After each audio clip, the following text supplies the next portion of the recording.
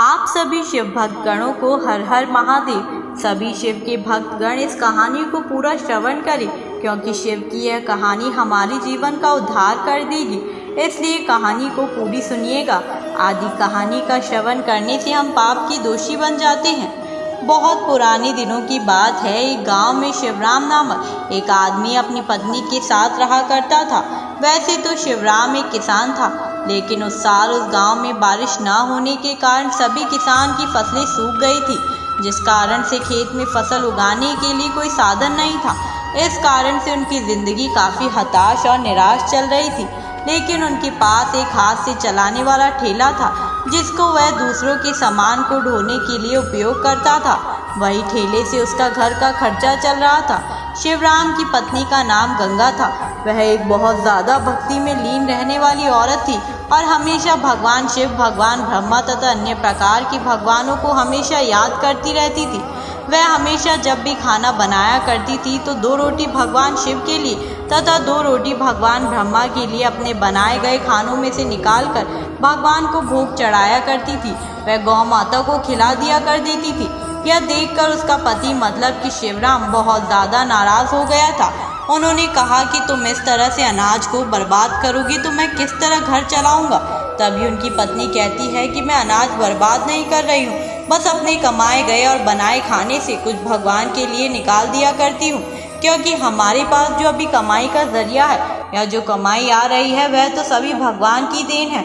और उसमें से हम अगर भगवान के लिए थोड़ा धन निकाल भी ले तो उसमें क्या दिक्कत होने वाली है। अगर भगवान हमें इतना कुछ दे रहा है तो हमें भगवान के लिए इतना कुछ करने के लिए भी क्या सोचना पड़ेगा।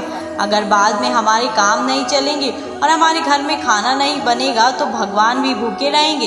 तभी तुम्हें पता चलेगा कि बहुत क्या चीज़ होती है और भगवान हमेशा हम लोगों की मदद करना रहेंगे।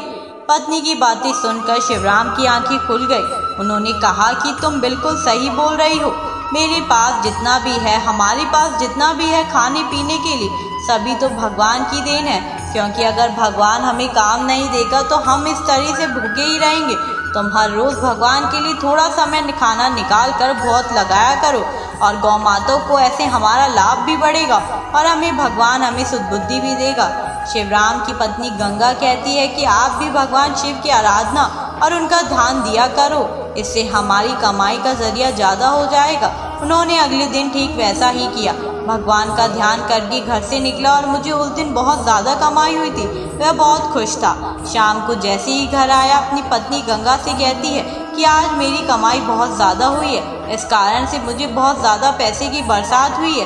तभी उनकी पत्नी खुश होकर कहती है, यह तो भगवान की देन है। आज आपने भगवान को दिल से याद किया है और भगवान शिव हमारे साथ हमेशा ऐसा ही करेंगे आगे तक। वह उन पैसों को अपने राशन के लिए उपयोग किया। उस समय थोड़ा बचा पैसा बच गया तो उनकी पत्नी बोली कि हम कुछ पैसा भगवान के चरणों में होने समर्पित कर देते हैं। उन्होंने कहा कि हम इसमें से कुछ पैसा निकाल कर मंदिर के पुजारी को दे देंगे, जिससे वह भगवान की सेवा में इसका उपयोग करेंगे। इसमें शिवराम ने अपनी सहमति जताई और कहा कि तुम सही कह रही हो। आखिर भगवान के नाम से एक हम इतने सारे धन की प्राप्ति हुई है। एक दिन की बात है, शिवराम किसी तरह से कहीं गया हुआ था अपने कार्य करने के लिए, और जब वह अपने घर लौटा तो उसकी तबीयत ज़्यादा खराब हो गई थी। उनकी पत्नी गंगा जब उसके सर पर हाथ फेरा तो देखा कि उन्हें बहुत ज़्यादा बुखार है और उन्हें तुम्हारी ज़रूरत है।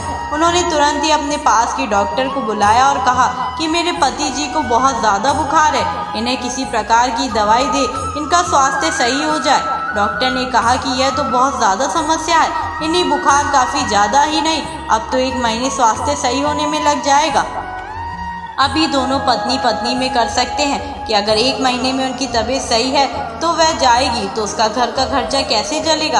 आखिर 1 महीने तो कौन कमा कर लाएगा और उनका घर कैसे चलेगा, क्योंकि उस साल भी बारिश नहीं हुई थी और उनके खेत में अभी तक सूखा ही था। इस कारण से फसल भी नहीं हुई और तबीयत खराब होने के कारण वह मार्केट भी ठेला लेकर नहीं जा सकती।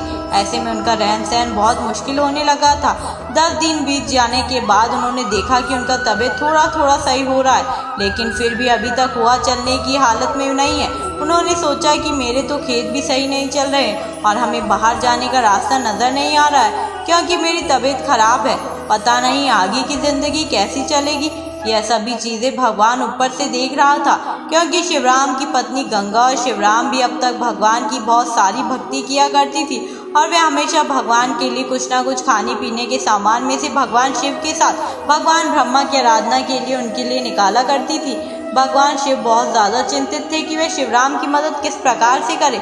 एक दिन की बात है, भगवान शिव ने ब्रह्मा को बुलाकर कहा कि हमारे भक्तों का हाल बहुत बुरा है, हमें उनकी मदद करनी चाहिए। उन्होंने कहा कि वह तो अभी बीमार है, चलो हमेशा करते हैं कि उनके खेत में जो भाषण अभी नहीं है उसमें खेती कर बहुत सारे अनाज को जाने का काम करेंगे, जिसे देखकर शिवराम बहुत खुश हो जाएगा और वह खुश रहेगा।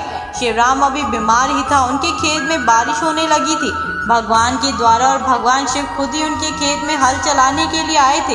उन्होंने हल चलाया, बीज को उगाने के लिए उस खेत में बीज बोए। भगवान ही उसकी देखरेख में किया करते थे और किसी को भी कुछ भी कानो कान खबर नहीं होती थी।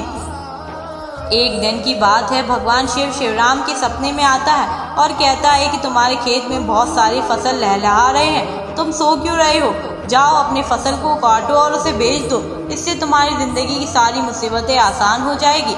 इतना सुनते ही शिवराम की आंखें खुल गई और वह सपना टूट गया। उन्होंने सोचा कि भगवान शिव खुद ही आकर अगर ऐसा कह रहे हैं तो हो सकता है कि हमारे बंजर खेत में बहुत सारी फसल हो सकती है। उन्होंने सुबह होने का इंतजार किया और दूसरे ही दिन अपने खेत पर गया तो देखा कि बहुत सारा फसल उसके खेत में बहुत ज़्यादा मात्रा में उपजाऊ है। अब शिवराम और उसकी पत्नी गंगा दोनों फसल की कटाई करते हैं और उन्हें मार्केट में अच्छी कीमत में जाकर बेच देते हैं। इससे उन्हें काफ़ी ज़्यादा पैसे मिल जाते हैं और बहुत ज़्यादा धन की प्राप्ति हो जाती है। ऐसा कई बार करने वालों ने बहुत ज़्यादा धन की प्राप्ति हो जाती है और गांव में वह सबसे अच्छे और अमीर हो जाते हैं। उन्होंने साफ मन से भगवान की आराधना की और कहा कि भगवान, मैं अपना शुक्रिया किस प्रकार अदा करूं कि आपने मुझे इतनी ज़्यादा धनराशि तथा फल सब्जियों से नवाजा है। मेरे खेत में जहाँ पर एक भी दान या एक भी पौधा नहीं बचता था, उस खेत में आपके द्वारा बहुत सारी फसल अब लगने लगी हैं। ऐसे में हमें आपका शुक्रिया किस प्रकार अदा करूं, मुझे समझ में नहीं आ रहा है। तभी उनकी पत्नी गंगा कहती है कि हम डिस्टर्ब पहले भगवान के लिए कुछ खाना बचाकर भोग लगाकर गौ माता को खिला दिया करते हैं, तो हमारा कार्य अभी भी जारी रहेगा और आगे सब दिन जारी रहेगा।